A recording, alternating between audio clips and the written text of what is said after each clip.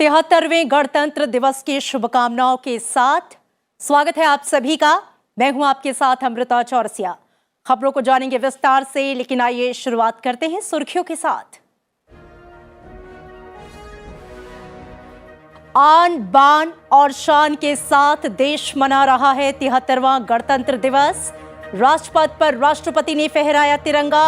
सैन्य ताकत और सांस्कृतिक विविधता का राजपथ पर प्रदर्शन।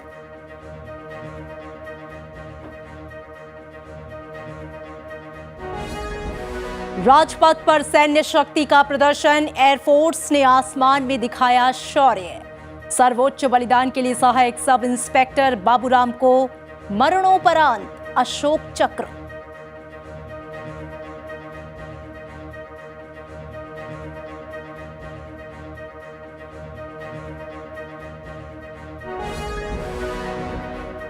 परेड से पहले प्रधानमंत्री पहुंचे राष्ट्रीय समर स्मारक। देश के लिए बलिदान देने वाले शहीदों को दी श्रद्धांजलि।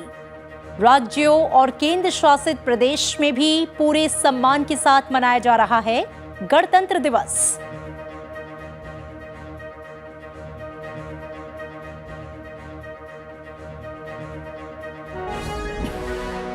परीक्षार्थियों के विरोध के बाद रेलवे ने एनटीपीसी लेवल 1 की परीक्षाएं की स्थगित। शिकायतों की जांच के लिए बनाई समिति। छात्रों से कानून को हाथ में नहीं लेने की रेल मंत्री ने की अपील।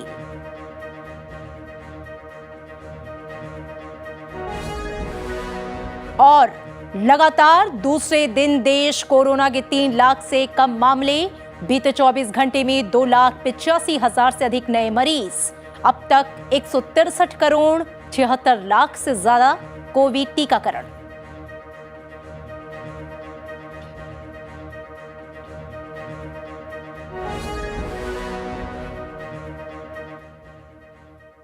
देश आज पूरी आन बान और शान के साथ अपना 73वां गणतंत्र दिवस मना रहा है। मुख्य समारोह राजधानी दिल्ली में राजपथ पर आयोजित किया गया, जहां राष्ट्रपति रामनाथ कोविंद ने तिरंगा फहराया और परेड की सलामी ली। इस मौके पर 21 तोपों की सलामी दी गई। गणतंत्र दिवस के मौके पर राजपथ पर गणतंत्र दिवस परेड के दौरान देश की सैन्य शक्ति, सांस्कृतिक विविधता, सामाजिक और आर्थिक प्रगति का भव्य प्रदर्शन किया गया। सेनाओं ने अपनी ताकत दिखाई और विभिन्न राज्यों की झांकियों ने अपने सांस्कृतिक रंग बिखेरे। परेड में कुल 16 मार्चिंग दस्तों ने हिस्सा लिया। इनमें 6 सेना से और एक नौसेना और वायुसेना से संबंध थे। इनके अलावा वायुसेना ने आसमान में अपना शौर्य दिखाया।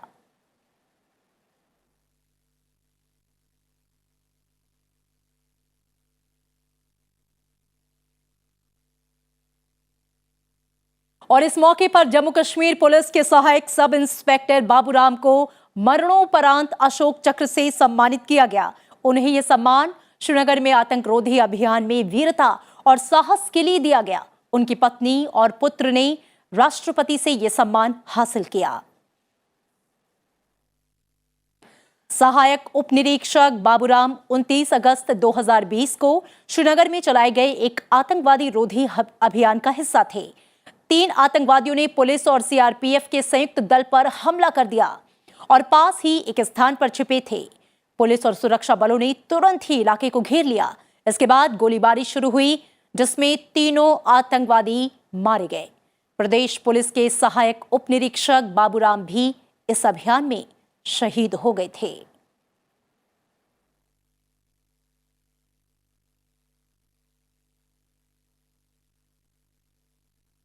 राजपथ पर 73वें गणतंत्र दिवस परेड की शुरुआत 21 तोपों की सलामी के साथ हुई। परेड की कमान parade commander lieutenant general Vijay Kumar Mishra ने संभाली और मेजर जनरल आलोक काकर परेड के सेकंड इन कमांड रहे। इसके बाद परमवीर चक्र और अशोक चक्र विजेताओं ने राष्ट्रपति को सलामी दी।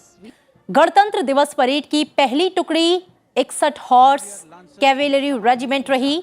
परेड में सेना की 6 पैदल टुकड़ियों में Rajput regiment, Assam regiment, Jammu Kashmir light infantry, Sikh light infantry, army ordinance corps regiment और पैराशूट रेजिमेंट ने हिस्सा लिया। इसके अलावा वायुसेना और नौसेना का पैदल दस्ता भी परेड में शरीक हुआ। सैन्य बैंड और ड्रम बैंड के अलावा 5 केंद्रीय अर्धसैनिक बलों ने पैदल दस्ते ने परेड में हिस्सा लिया। इसके अलावा दिल्ली पुलिस, एनसीसी, एनएस के कैडेट्स भी इसमें शामिल हुए। The parade commander of the Indian Military Academy commissioned into the 70th. Rajpath में गणतंत्र दिवस समारोह में देश की सैन्य ताकत की भी झलक दिखी। परेड में सेना के PT-76 tank, Centurion tank, Arjun MKI tank शामिल हुए। इसके अलावा APC टोपस बख्तरबंद वाहक, BMP-1 लड़ाकू वाहन, हावित्जर के अलावा तोप पूल निर्माण प्रणाली का प्रदर्शन किया गया। इलेक्ट्रॉनिक युद्ध प्रणाली, टाइगर कैट मिसाइल प्रणाली और आकाश मिसाइल प्रणाली भी सेना के मशीनीकृत दल का हिस्सा रही। रेजिमेंट का आदर्श वाक्य है सदा आगे, सबसे आगे।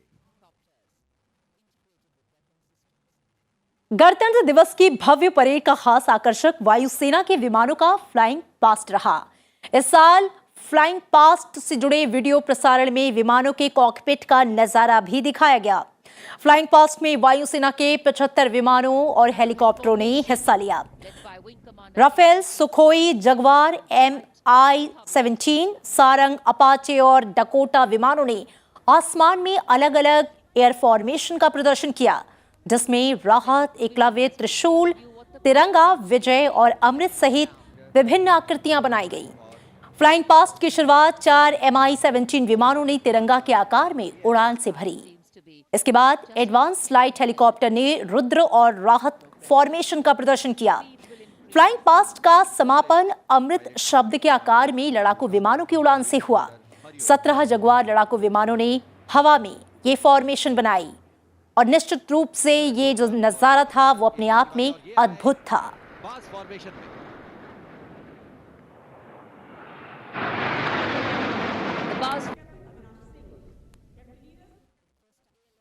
गणतंत्र दिवस समारोह में राजपथ पर देश की सांस्कृतिक विरासत का भी भव्य प्रदर्शन किया गया। विभिन्न राज्यों और केंद्र शासित प्रदेशों की 12 और मंत्रालयों के विभागों की 9 झांकियां परेड में दिखाई गईं। राजपथ पर आयोजित 73वीं गणतंत्र दिवस परेड में प्रदर्शित की गई उत्तर प्रदेश की झांकी में आध्यात्मिक नगरी वाराणसी केंद्र में रही। झांकी में बनारस के घाटों से लेकर काशी विश्वनाथ धाम तक की शानदार झलक को बहुत ही सुंदर तरीके से पेश किया गया। यहाँ ज्ञान की ज्योति मिटाती अंतर मन की पीर, इस माटी में रचे बसे हैं तुलसी और कबीर। परेड में गुजरात की झांकी को गुजरात के आदिवासी आंदोलन की थीम से प्रदर्शित करता हुआ दिखाया गया।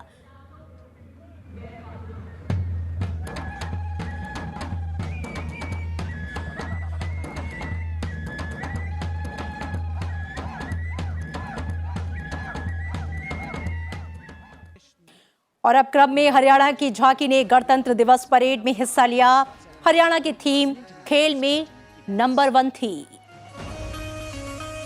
ओलंपिक में हमें तिरंगा लगातार लहराना है, वंदे मातरम नाम देश का, इसी तरह हमें दुनिया तक पहुंचाना है, Vande Mataram. Haryana that has brought unity and the music. Parade में गोवा की झांकी गोवन विरासत के प्रतीक पर आधारित रही। ये झांकी फोर्ट अगवाड़ा, डोना पाउला और पणजी में स्थित आजाद मैदान में शहीदों के स्मारक को प्रदर्शित करती हुई नजर आई। गणतंत्र दिवस परेड में उत्तराखंड ने अपनी झांकी में संपर्क परियोजनाओं और धार्मिक स्थलों का प्रदर्शन बखूबी किया। झांकी में हेमकुंड साहिब, गुरुद्वारा, डोबरा चंटी ब्रिज और बद्रीनाथ मंदिर को बहुत ही खूबसूरत तरीके से दर्शाया गया।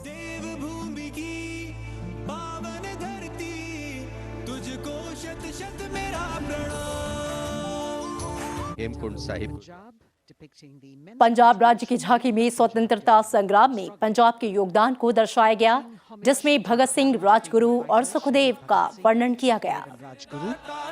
As well as showing Jange Azadi Memorial recently set up at हमें Kartarpur. पंजाब हमें कुल हिंद दे सिर दा ताज हमें हिंद दे अरिश ते चमकण वाला सब तो वखरा चांद हमें पंजाब हमें कुल हिंद दे सिर दा ताज हमें। परेड में अब बारी थी मेघालय की झांकी की। इस झांकी में एक महिला को बांस की टोकरी और कई बांस के उत्पादों को बुनते हुए दिखाया गया।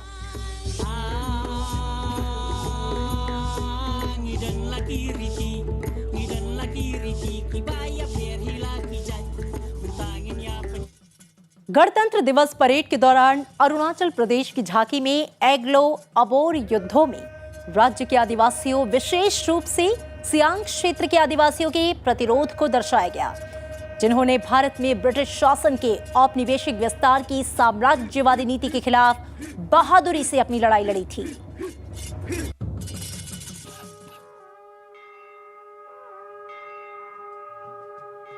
और धरती का जन्नत कहे जाने वाले जम्मू कश्मीर की झांकी के आगे के हिस्से में जम्मू की त्रिकुटा पहाड़ियों में कटरा स्थित विश्व प्रसिद्ध माता वैष्णो देवी भवन को दर्शाया गया। इसके पिछले हिस्से में केंद्र शासित प्रदेश में बनाए जा रहे अंतर्राष्ट्रीय हवाई अड्डे, भारतीय प्रबंधन संस्थान, भारतीय प्रौद्योगिकी संस्थान और अखिल भारतीय आयुर्विज्ञान संस्थान को दर्शाया गया।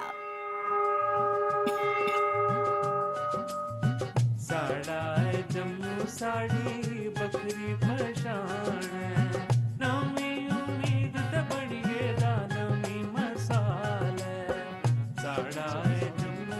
राजपथ पर गणतंत्र दिवस परेड में पहली बार लोक अदालत को दर्शाने वाली एक झांकी का प्रदर्शन हुआ। राष्ट्रीय विधिक सेवा प्राधिकरण ने झांकी का विषय एक मुट्ठी आसमान लोक अदालत रखा था। झांकी के आगे के हिस्से में न्याय सबके लिए विषय को प्रदर्शित किया गया। सबके लिए विश्वास न्याय का सबके लिए। और इससे पहले प्रधानमंत्री नरेंद्र मोदी ने गणतंत्र दिवस के मौके पर राष्ट्रीय समर स्मारक पर देश के शहीदों को श्रद्धांजलि अर्पित की। रक्षा मंत्री राजनाथ सिंह के साथ राष्ट्रीय समर स्मारक पहुंचे प्रधानमंत्री का तीनों सेनाओं के प्रमुखों ने स्वागत किया। स्मारक पर पुष्पांजलि अर्पित करने के बाद प्रधानमंत्री ने वहां डिजिटल आगंतुक पुस्तिका पर अपना संदेश भी लिखा।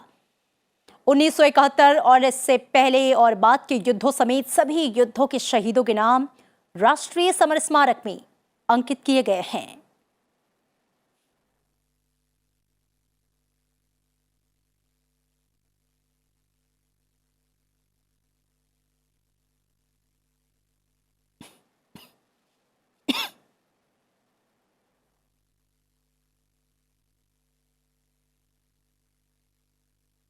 देश के 73वें गणतंत्र दिवस की परेड के दौरान राजपथ पर 10 विशाल स्क्रॉल कैनवास पर स्वतंत्रता संग्राम के गुमनाम नायकों की बहादुरी को चित्रकारी के जरिए बखूबी प्रदर्शित किया गया।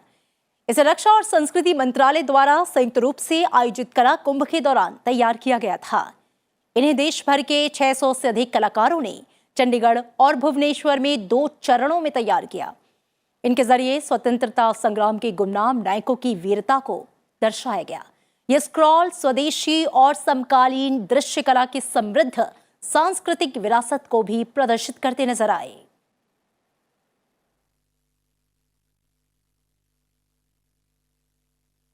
प्रधानमंत्री इस मौके पर राष्ट्रपति के अंगरक्षक दल में शामिल लोगों से भी मिले। इस दौरान उन्होंने राष्ट्रपति के अंगरक्षक दल में शामिल बॉडीगार्ड हॉर्स विराट से भी मुलाकात की। काले रंग के शानदार कदकाठी वाले घोड़े विराट ने गणतंत्र दिवस परेड में 13 बार हिस्सा लिया है। राष्ट्रपति रामनाथ कोविंद, प्रधानमंत्री नरेंद्र मोदी और रक्षा मंत्री राजनाथ सिंह ने परेड के बाद घोड़े को प्यार से थपथपाया और उसे विदाई दी। अंगरक्षक दल का ये घोड़ा आज ही रिटायर हो गया। परेड के बाद प्रधानमंत्री नरेंद्र मोदी ने लोगों का अभिवादन स्वीकार किया।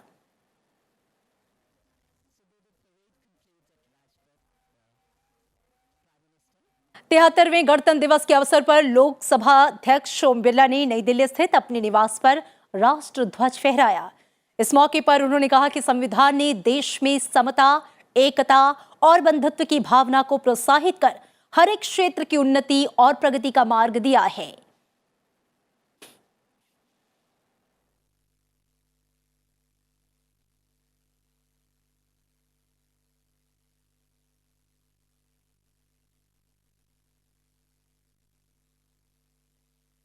बीजेपी के राष्ट्रीय अध्यक्ष जेपी नड्डा ने इस मौके पर बीजेपी मुख्यालय में राष्ट्रीय ध्वज फहराया। गणतंत्र दिवस की शुभकामनाएं देते हुए उन्होंने कहा कि इस दिवस को मनाते हुए यह आवश्यक होता है कि उन महानायकों और वीर सपूतों को याद करें जिन्होंने अपना सर्वस्व इस देश के गणतंत्र को बनाने के लिए लगाया।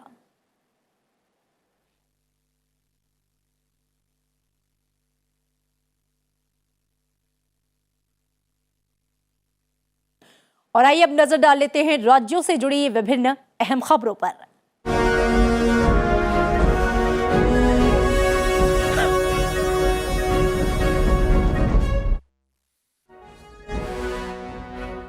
हरियाणा के मुख्यमंत्री मनोहर लाल खट्टर ने 73वें गणतंत्र दिवस के अवसर पर अंबाला के पुलिस लाइन ग्राउंड में राष्ट्रीय ध्वज फहराया और परेड की सलामी ली।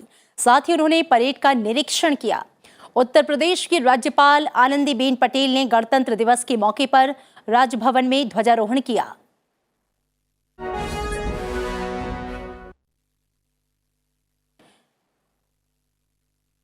इस मौके पर उन्होंने परेड का अवलोकन किया। कार्यक्रम में मुख्यमंत्री योगी आदित्यनाथ भी मौजूद थे।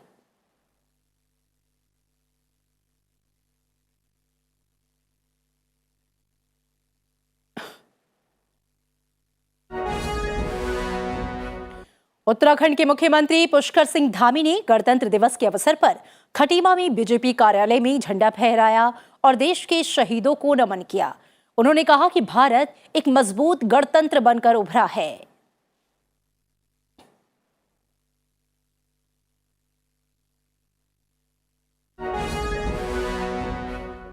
मुंबई में महाराष्ट्र के राज्यपाल भगत सिंह कोश्यारी ने शिवाजी पार्क में 73वें गणतंत्र दिवस समारोह के दौरान राष्ट्रीय ध्वज फहराया। इस अवसर पर महाराष्ट्र के मुख्यमंत्री उद्धव ठाकरे सहित कई गणमान्य लोग मौजूद रहे।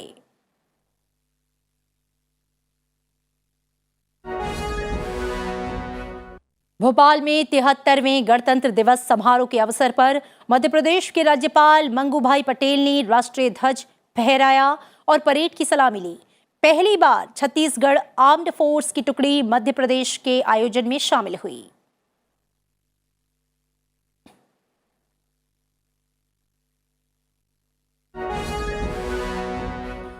मध्य प्रदेश के मुख्यमंत्री शिवराज सिंह चौहान ने इंदौर के नेहरू स्टेडियम में गणतंत्र दिवस समारोह के अवसर पर राष्ट्रीय ध्वज फहराया और परेड की सलामी ली।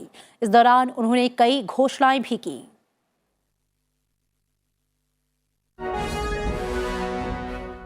छत्तीसगढ़ के मुख्यमंत्री भूपेश बघेल ने बस्तर में 73वें गणतंत्र दिवस के अवसर पर राष्ट्रीय ध्वज फहराया। इस मौके पर उन्होंने कई घोषणाएं की। इसमें सप्ताह में 5 दिन काम, पेंशन, अंशदान, 14%, तीरंदाजी एकेडमी समेत कई घोषणाएं शामिल हैं।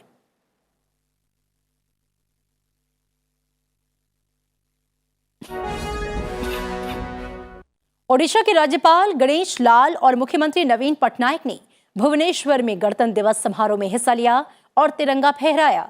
इस साल गणतंत्र दिवस के परेड में पहली बार बीएसएफ के जवानों ने हिस्सा लिया।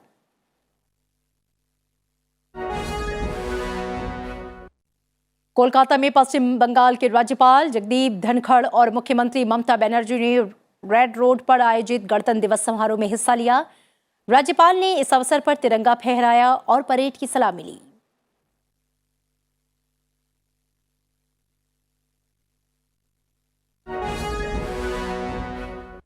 गुवाहाटी में असम के राज्यपाल जगदीश मुखी ने पशु चिकित्सा कॉलेज मैदान में 73वें गणतंत्र दिवस समारोह में हिस्सा लिया और ध्वजारोहण किया। इस मौके पर प्रदेश के मुख्यमंत्री हिमंता बिस्वा शर्मा भी मौजूद रहे।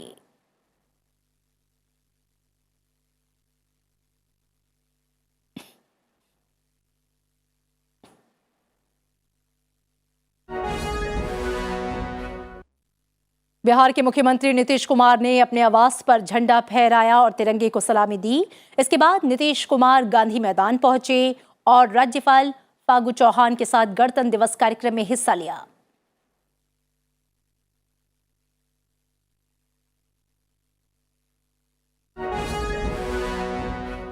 तेलंगाना की राज्यपाल तमिलसाई सुंदरराजन ने राजभवन में राष्ट्रीय ध्वज फहराया।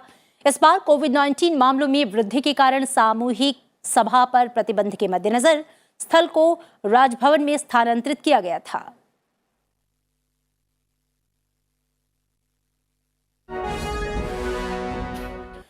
वहीं तेलंगाना के मुख्यमंत्री के चंद्रशेखर राव ने 73वें गणतंत्र दिवस के मौके पर हैदराबाद में राष्ट्रीय ध्वज फहराया और शहीदों को नमन किया।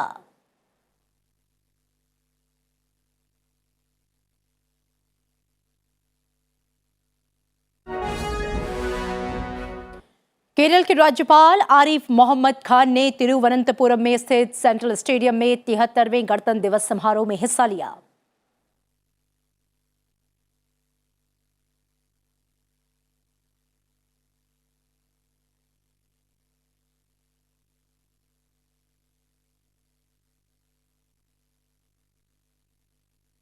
और इसी के साथ यहां रुकेंगे एक छोटे से ब्रेक के लिए।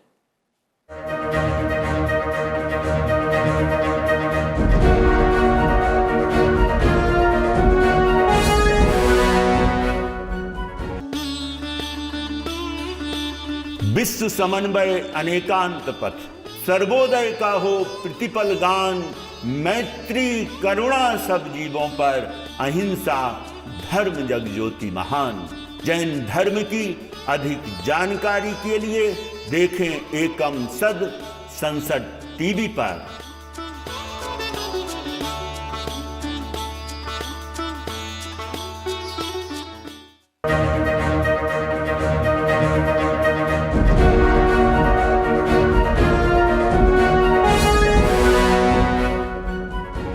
ब्रेक के बाद स्वागत है आपका। आप सभी देख रहे हैं आज की खबर और अब नजर करते हैं चुनाव से जुड़ी खबरों पर।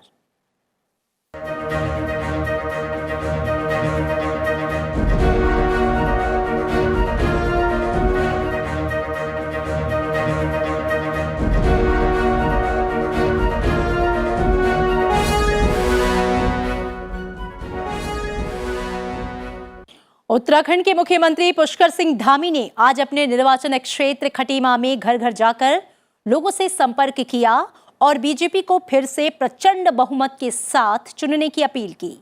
उन्होंने कहा कि पिछले 7 साल में देश लगातार आगे बढ़ रहा है।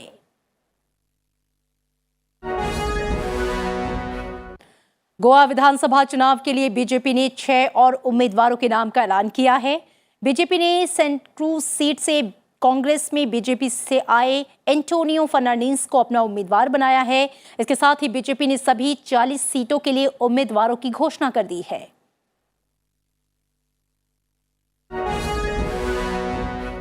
बहुजन समाज पार्टी ने पंजाब विधानसभा चुनाव के लिए 6 उम्मीदवारों की आखिरी सूची जारी कर दी। पार्टी राज्य विधानसभा की 117 सीटों में से 20 सीटों पर शिरोमणि अकाली दल के साथ गठबंधन में चुनाव लड़ रही है।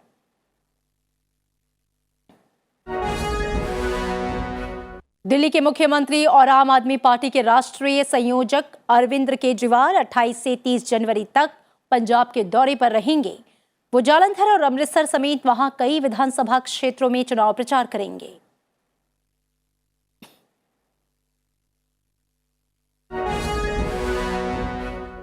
शिरोमणि अकाली दल के संरक्षक प्रकाश सिंह बादल ने पंजाब विधानसभा चुनाव लड़ने का फैसला किया है। प्रकाश सिंह बादल लांबी सीट में चुनाव मैदान में उतरेंगे। 94 साल के प्रकाश सिंह बादल लांबी से मौजूदा विधायक हैं।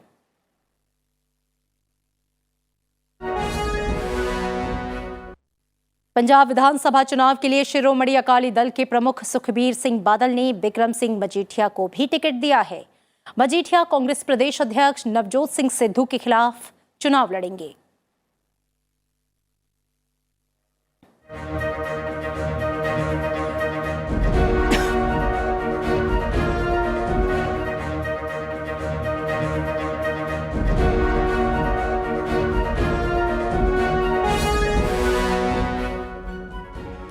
तो ये थी चुनावी खबरें और अब नजर कुछ और अहम खबरों पर।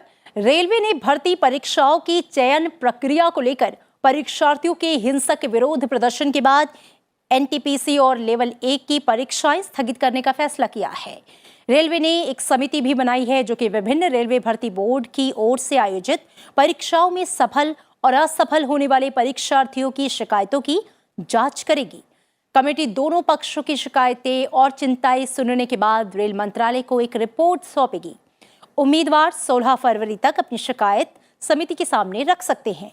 कमेटी 4 मार्च को अपनी रिपोर्ट सौंपेगी और इस बीच रेल मंत्री ने छात्रों से शांति बनाए रखने की अपील की है।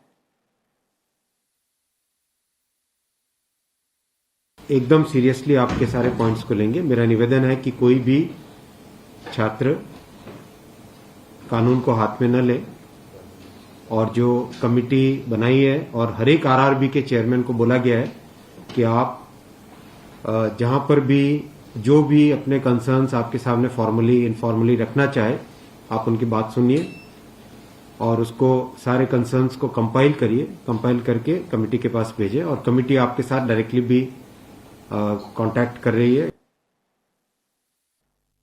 और अब देश में कोरोना की स्थिति पर नजर। लगातार दूसरे दिन देश में कोरोना के 3 लाख से कम मामले सामने आए हैं। बीते 24 घंटों की बात करें तो 2,85,000 से अधिक नए मरीज सामने आए। देश में अभी 22,23,000 सक्रिय रोगी हैं जो कुल मामलों का 5.55% है। पिछले 24 घंटों में करीब 3 लाख लोग ठीक हुए हैं और इस बीच स्वस्थ होने की दर 93.23% हो गई है। कोविड-19 के साप्ताहिक सक्रिय मामलों की दर 17.33% है। राष्ट्रव्यापी कोविड टीकाकरण के तहत अब तक 163 करोड़ 76 लाख से अधिक टीके लगाए जा चुके हैं। बीते 24 घंटों में 59 लाख से अधिक टीके लगाए गए। 15 से 18 वर्ष आयु वर्ग के बच्चों को 4 करोड़ 35 लाख से अधिक डोज लगाई गई है। वहीं 94,28,000 से अधिक प्रिकॉशन खुराक दी जा चुकी है।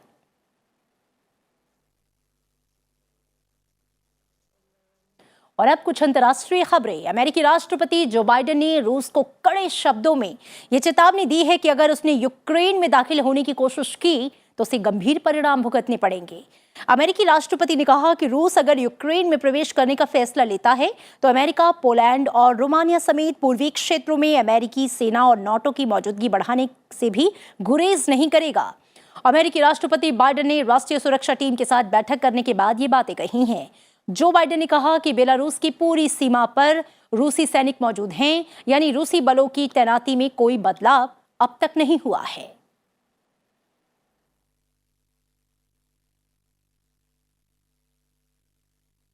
और अब बात मौसम की। उत्तर भारत में सर्दी का सितम और ठिठुरन कम होने का नाम नहीं ले रही।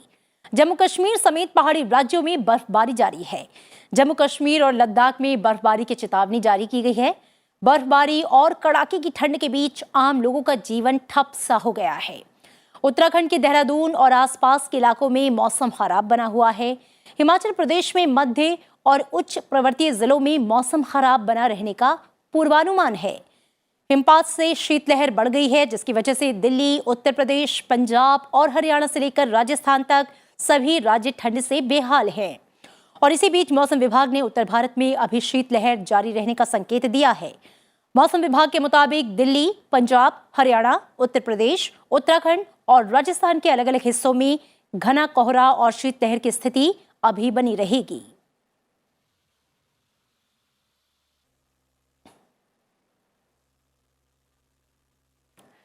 पूरे देश में 73वां गणतंत्र दिवस बेहद उत्साह के साथ मनाया गया।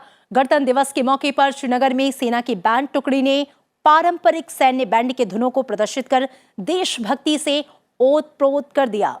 एक बार आप सभी को फिर से संसद टीवी की पूरी टीम की ओर से 73वें गणतंत्र दिवस की शुभकामनाएं। जाते जाते आपको छोड़ जाते हैं इन्हीं धुनों के साथ। दीजिए इजाजत, नमस्कार।